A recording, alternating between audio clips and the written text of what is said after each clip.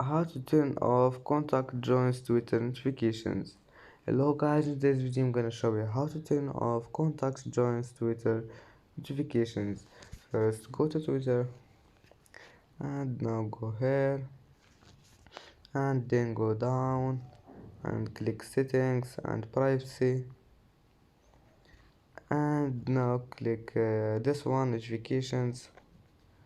Click on it and then click preferences, and now click push notifications, and now just go down and you will find this one, contact joins Twitter.